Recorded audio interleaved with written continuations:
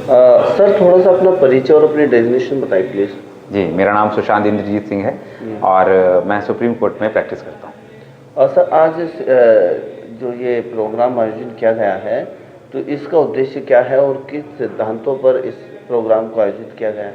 जी, ये central secretariat के SC/ST employees का ऑर्गेनाइजेशन है। बहुत ही ज़्यादा अम्बेडकरवादी विचारधारा को फॉलो करते हुए उन्होंने एक प्रबुद्ध बंधन का एक प्रोग्राम आयोजित किया, जिसके अंदर मेन थीम रखी गई कि विकसित भारत और बाबा साहब भीमराव अम्बेडकर का अम्बेडकरिज्म किस तरीके से साथ में चलता है और किस तरीके से विकसित भारत की कल्पना करते हुए हम अम्बेडकरवाद को फॉलो करना उसके लिए ज़रूरी है। अम्बेडकरवाद से विकसित भारत की ओर भारत को ले जाना किस तरीके से मतलब कारगर रहेगा और उसको कैसे धरातल पर उतारा जाएगा? जी, सबसे पहले आपको ये समझना पड़ेगा कि अम्बेडकरिज्म है क्या, अम्बेडकरवाद है क्या। अम्बेडकरवाद ये है कि बाबा साहब ने BR अम्बेडकर साहब ने भारत का संविधान बनाया। भारत का संविधान जब बना, उसके अंदर सिर्फ SC/ST OBCs के लिए प्रोविजन नहीं बने, उसके अंदर प्रोविजन बने पूरे देशवासियों के लिए कि एक देश कैसे चलेगा। अगर टेक्निकल टर्म्स में आप समझना चाहते हैं कि भारत का संविधान है क्या, एक ये टूल किट है कि किस तरीके से एक जहाँ इतनी डाइवर्सिटी है, जहाँ रीजन रिलीजन लोगों के काफ़ी अलग हैं, ट्राइब्स अलग हैं, उसके बाद भी हम डेमोक्रेसी को फॉलो करते हुए साथ में कैसे रह सकते हैं। तो बाबा साहब ने वो अम्बेडकरवाद दिया, वो एक सोच दी कि आप किसी भी समाज से आते हैं, लेकिन अगर उसमें आप लीडर बनते हैं या फिर आप किसी सत्ताधारी सीट पर बैठते हैं, तो बाबा साहब की अम्बेडकरवादी सोच को फॉलो करते हुए आप पूरे विकसित भारत कर सकते हैं, विकसित भारत की तरफ आप जा सकते हैं, तमाम समाज का आप निवारण कर सकते हैं, सबको साथ लेके चल सकते हैं। जो कहते हैं कि घृणा की राजनीति, हेट राजनीति होती है, उसको आप अवॉइड कर सकते हैं। महिलाओं के लिए बाबा साहब ने जैसे प्रोविजन डाले, उस टाइम पे उसकी परिकल्पना कोई नहीं कर सकता था कि औरतों को ये अधिकार होने चाहिए। किस तरीके से RBI का गठन हुआ, किस तरीके से देश विदेश से बाबा साहब ने आइडियाज़ को अडॉप्ट किया और अपने इम्प्लीमेंटेशन जो कि यहाँ सोसाइटी की थी। तो एक ऐसा एक समूह अम्बेडकरवाद को लेके चल रहा है कि बाबा साहब को लेते हुए सिर्फ हम दलितों का नहीं, हम पूरे देश का विकास करेंगे। और देश का अगर विकास करना है तो SC/ST OBCs की जो पॉपुलेशन है लगभग वो 85% है। अगर आप एक तरीके से प्रोपोर्शनल है, यदि आप अम्बेडकरवाद को फॉलो करना चाहते हैं तो ऑटोमेटिकली भारत जो है विकसित भारत की तरफ जाएगा। अगर आप विकसित भारत करना चाहते हैं या विकसित भारत की परिकल्पना कर सकते हैं, तो ऐसा संभव नहीं है कि आप SC/ST OBCs का बेनिफिट या फिर उनके बेनिफिशियल की चीज़ें ना करें। तो यही एक बीच का एक बहुत स्ट्रॉन्ग ब्रिज है। अगर आप भारत के अंदर कुछ भी करना चाहते हैं विकास के लिए, तो आपको अम्बेडकरिज्म को फॉलो करना पड़ेगा। सर आज़ादी से अब तक देश संविधान से ही आगे चल रहा है, परंतु अभी भी कुछ ऐसे कट्टरवादी सोच के लोग हैं जो उस डेमोक्रेसी के ढांचे को तोड़ने की कोशिश करते हैं। जी, देखिए, इसकी जनसंख्या जो इस तरह की विचारधारा को रखते हैं, उनकी जनसंख्या काफ़ी पहले से कम हुई है। अब आप ये सोचिए कि ये परिस्थितियाँ आज भी हैं और आने वाले समय में और भी रहेंगी। हमारा उद्देश्य ये है कि बाबा साहब ने उस टाइम पे इतने स्ट्रॉन्ग माइंडेड लोगों को भी मतलब कन्विंस करना कि देखिए, एक सोसाइटी की जब आप परिकल्पना करते हैं तो आपको इन सब चीज़ों को अलग रखते हुए आपको सिर्फ एक चीज़ मद्देनजर रखनी है कि मानव अधिकार, चाहे वो महिला हो चाहे वो पुरुष हो, और किस तरीके से हम दूसरी जातियों के साथ भी आके एक समूह के साथ आगे हम बढ़ सकते हैं। तो हमें ये देखना पड़ेगा कि उनकी पहली बात, उनकी जनसंख्या काफ़ी कम हो रही है।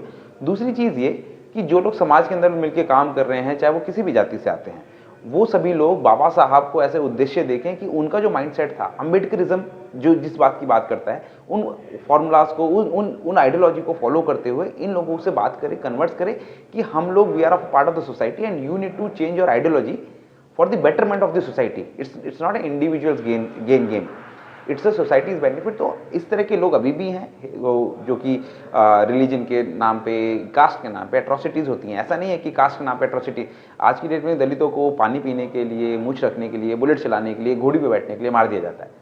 लेकिन ये चीज़ बदलेगी कैसे? ये चीज़ तभी बदलेगी जब हम भारत के संविधान को प्रखर रूप से हम लोग उसको लागू करवा पाएंगे। कोर्ट कचहरी का जो नाता है लोगों के लिए बहुत दूर ना रहे। आज की डेट में मैं देखता हूँ कि सुप्रीम कोर्ट जाना एक ऐसा लगता है कि सुप्रीम कोर्ट कौन जाएगा। हर देशवासी के सोच में ये होना चाहिए कि अगर मेरे अधिकारों का अगर उल्लंघन होता है तो मैं डिस्ट्रिक्ट कोर्ट भी जा सकता हूँ, मैं हाई कोर्ट भी जा सकता हूँ, मैं सुप्रीम कोर्ट भी जा सकता हूँ। अच्छा सर, कुछ लोग ऐसे हैं जो मतलब शेड्यूल कास्ट के होने के बावजूद भी आरक्षण का विरोध करते हैं। देखिए, नासमझी कहीं भी हो सकती है, राइट? और ये चीज़ नहीं समझते हैं कि आपको अगर रिजर्वेशन फॉर एग्जांपल नहीं चाहिए तो आप वॉलंटरी छोड़ दीजिए, मत दीजिए बेनिफिट्स। लेकिन जिस समाज से आप आते हैं आपको उसकी हिस्ट्री जाननी पड़ेगी कि आपको रिजर्वेशन दिया क्यों गया था। रिजर्वेशन है क्या? रिजर्वेशन एक रिप्रेजेंटेशन को इंश्योर करता है। जब रिजर्वेशन मिला तो 15% शेड्यूल कास्ट की जनसंख्या थी तो उनको 15.5% मिला। एसटी की 7.5 थी तो उनको 70.5 मिला। मंडल कमीशन के अंदर उनकी जनसंख्या 52 थी, इंदिरा साहनी ने कैप लगा दिया जजमेंट के अंदर तो उनको 27% मिली। Reservation is a way to ensure your representation. अगर इस कमरे के अंदर 100 लोग हैं तो कम से कम उन लोगों की इतनी जनसंख्या उतना रिप्रेजेंटेशन पहुंचे। ये ऐसा नहीं है कि भाई नहीं मैं गरीब नहीं हुआ, मेरे पास अब सूट टाई पहनने का पैसा है तो मैं अब सारे दलितों का जो है रिजर्वेशन को खत्म कर दिया जाए। दिल्ली से आप बाहर जाएंगे, आप स्थिति देखिए, दिल्ली के अंदर भी और दिल्ली के बाहर भी आप देखेंगे स्थिति बहुत खराब है। लोगों को स्कूल जाने के लिए जो छोटी छोटी सुविधाएं होती हैं वो सब खत्म कर दी गई हैं। आप देखेंगे कि जो महिलाएं हैं उनके साथ जो अत्याचार होता है वो चरम सीमा पे है। हाथरस जैसी घटना हुई, पहली बार देश को चौंकाने का काम किया जो सवर्ण थे उनके लिए। जो दलित समाज से आते हैं उनकी महिलाओं को पता है कि किस तरह का अत्याचार हजारों सालों से होता हुआ आ रहा है। आज की डेट में भी महिलाएं, दलित महिलाएं जो हैं वो सेफ नहीं है। आप ये बोल सकते हैं कि आप शहरों में रहते हैं, आपकी महिलाएं तुलनात्मक सेफ हो सकती हैं, लेकिन गांव देहात की महिलाएं अगर वो सेफ नहीं है तो आप या तो उनके साथ जाके मिलकर काम करिए, उनको संरक्षण दीजिए। लेकिन इस तरह की आप जो अगर मतलब निराधार बातें करते हैं कि हम समाज से आते हैं और रिजर्वेशन खत्म कर दिया जाए without any basis, which is a very immature opinion. Immature opinion mature opinion नहीं है। बिल्कुल। अच्छा सर, एक लास्ट आपसे क्वेश्चन लेना चाहेंगे कि कुछ दिन बाद यानी कि 4 दिन बाद बाबा साहब की जयंती है, तो इस जयंती के अवसर पर और इस प्रोग्राम के आयोजन के अवसर पर संदेश क्या रहेगा भारतवासियों के लिए? भारतवासियों का संदेश ये रहेगा कि आप शिक्षा की तरफ बढ़ें। शिक्षा ही आपको विजडम दिलाएगा, शिक्षा ही आपको सोचने का अधिकार दिलाएगा, शिक्षा ही आपको नौकरी दिलाएगा, शिक्षा ही आपका दिमाग खोलेगा कि दीन दुनिया में क्या हो रहा है। शिक्षा पहला स्टेप है, उसके बाद आप सोचने की शक्ति प्रदान करेंगे तो आप सोचेंगे कि जीवन में करें क्या। आपको लॉयर बनना है, आपको डॉक्टर बनना है, आपको इंजीनियर बनना है, आपको कर्मचारी बनना है, आपको सरकारी अफसर बनना है, ये चीज़ें आपको पता लगेंगी शिक्षा के थ्रू। दूसरी चीज़ आती है आपको लीडरशिप क्वालिटीज आपकी डेवलप करनी पड़ेंगी, आपको स्किल्स पे ध्यान देना पड़ेगा, आपको बोलना पड़ेगा, आपको स्किल्स के जो लोग हैं उनसे कनेक्ट होना पड़ेगा। तो आपको समझना पड़ेगा कि आप किस तरह से कॉन्ट्रीब्यूट करते हैं। आप हमेशा रिसीविंग एंड पे नहीं रह सकते कि हम लोग दलित हैं, हम लोगों को आपसे देते रहिए। आपको शासक बनना पड़ेगा। शासक बनने का जो जरिया होता है, पहला शिक्षा होता है, फिर लीडरशिप होता है, फिर आपको किस तरीके से ऑर्गेनाइज करके आप दूसरे लोगों को साथ लेके चल सकते हैं। बाबा साहब ने ये चीज़ सिखाई कि आप दलित समाज से आते हैं तो उसका मतलब ये नहीं कि आप सवर्ण से गिरना शुरू कर देंगे। उसका मतलब ये है कि कोई भी कम्युनिटी अगर ऑप्रेस्ड होती है, आप इतने सक्षम हो कि हम आपको भी अधिकार दिलाएंगे, हम दलित समाज को भी अधिकार दिलाएंगे। उस तरह का मेंटल सेटअप आ पाएगा, तभी आप भारत का संविधान को समझ पाएंगे और लिख पाएंगे अगर कोई मौका होगा तो। बाबा साहब ने बहुत बड़ा स्ट्रॉन्ग मैसेज दिया कि उनके साथ इतना ज़्यादा अत्याचार होने के बाद भी उन्होंने संविधान के अंदर कोई भी ऐसा एट्रोशियस प्रोविजन नहीं बनाया जिससे दूसरी कम्युनिटीज़ को नुकसान हो। उन्होंने सिर्फ ये बोला कि अनटचेबिलिटी को हटा दीजिए, कि इक्वालिटी को दे दीजिए, इन लोगों का रिप्रेजेंटेशन नहीं है उसका रिजर्वेशन आप दे दीजिए।